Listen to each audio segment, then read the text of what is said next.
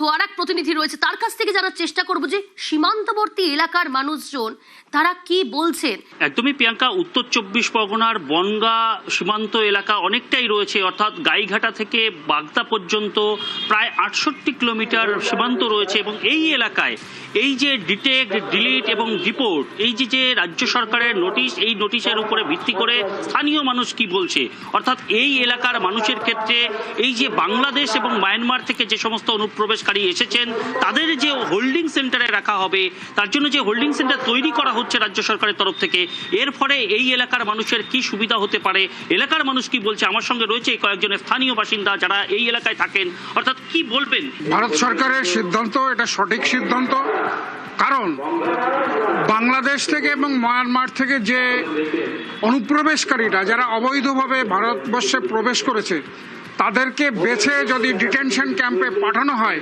সেটা আমাদের ক্ষেত্রে সেটা অনেক সুবিধা হবে। কারণ আমরা যারা পূর্ববঙ্গের থেকে উদ্বাস্তু হয়ে যারা এসেছিলাম, আমাদের যে প্রাপ্য অধিকার, সেই প্রাপ্য অধিকারগুলোকে এই অনুপ্রবেশকারীরা ভোগ দখল করছে।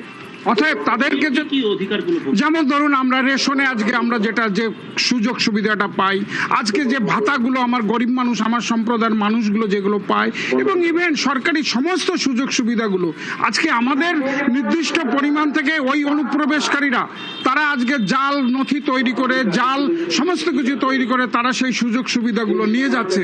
অতএব তাদেরকে যদি ওইখানে পাঠানো হয়, তাহলে আমরা যারা পূর্ববঙ্গের উদ্বাস্তু যারা আছি, যারা সিএর মাধ্যমে নাগরিকত্ব পাবো এবং ভারতবর্ষের সরকারের সমস্ত সুযোগ সুবিধা আমরা পাবো, এটা আমরা আশা করি। এই যে হোল্ডিং সেন্টারের কথা বলা হচ্ছে, এতে কি আপনারা খুশি? অবশ্যই খুশি, এবং এটা আরো আগে করা উচিত ছিল, এটা আরো আগে করা উচিত ছিল। আজকে ভারতবর্ষের সরকার যেটা করছে, এটা আমাদের এই পিছিয়ে পড়া সমাজের মানুষের, উদ্বাস্তু সম্প্রদায়ের মানুষের স্বার্থের অনুকূলে এটা করছে, এটা আমরা মনে করি। অতএব এই যে হোল্ডিং ক্যাম্প, এটা আরো আরো আরো আগে চালু করা উচিত ছিল, যাতে আমাদের মতো এই তপশিলি সম্প্রদায়ের আমরা যে মানুষগুলো দীর্ঘদিন ধরে বঞ্চিত, সেই মানুষগুলো প্রাপ্য সুযোগ সুবিধা পাবো বলে আমরা আশা করি। একেবারেই অনিরুদ্ধ, সীমান্তবর্তী মানুষজন চাইছে যে হোল্ডিং সেন্টার হোক, সরকারের সুযোগ সুবিধা এই বিগত 15 বছর ধরে যারা নিয়ে এসেছে সেই অনুপ্রবেশকারীদের রুখতে হবে, এবং তার জন্যই রাজ্য বড় পদক্ষেপ, ডিটেক্ট, ডিলিট, ডিপোর্ট, তার কাজ শুরু হয়ে গেল। সহকর্মী কৌশিক রয়েছে নিউজ রুম থেকে।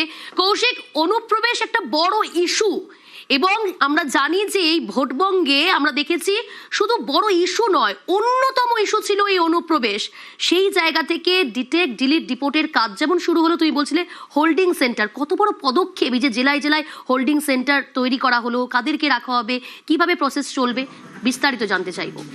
হ্যাঁ, এবারের ভোটে তো অন্যতম বড় ইস্যু অবশ্যই ছিল অনুপ্রবেশ।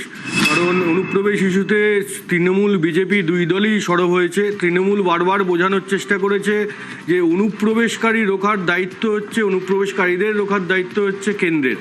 কারণ বর্ডার গার্ড দেয় বর্ডার সিকিউরিটি ফোর্স, বিএসএফ, সেটা কেন্দ্রীয় স্বরাষ্ট্র মন্ত্রকের অধীনে।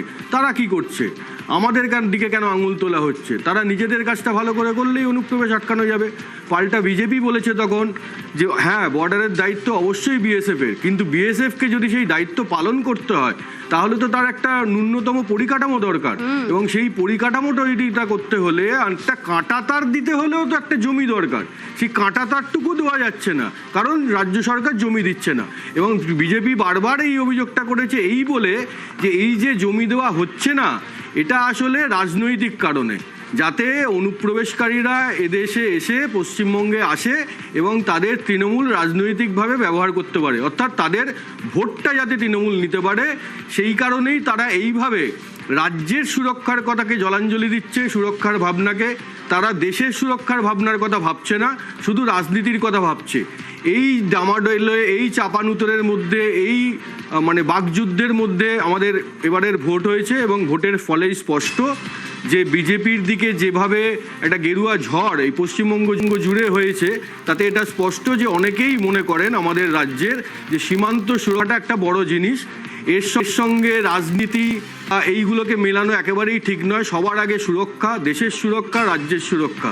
এবং সেই মতোই বিজেপি বারবার যেই কথাগুলো বলেছে, আমাদের তোমার নিশ্চয়ই মনে আছে ভোটে এসে অমিত শাহ এটা বোঝানোর চেষ্টা করেছেন যে এই রাজ্য সরকার জমি না দেওয়ার কারণেই আমরা এই রাজ্যে পশ্চিমবঙ্গে যার সঙ্গে একাধিক দেশের সীমান্ত রয়েছে সেখানে আমরা নিরাপত্তাকে নিশ্ছিদ্র করতে পারছি না।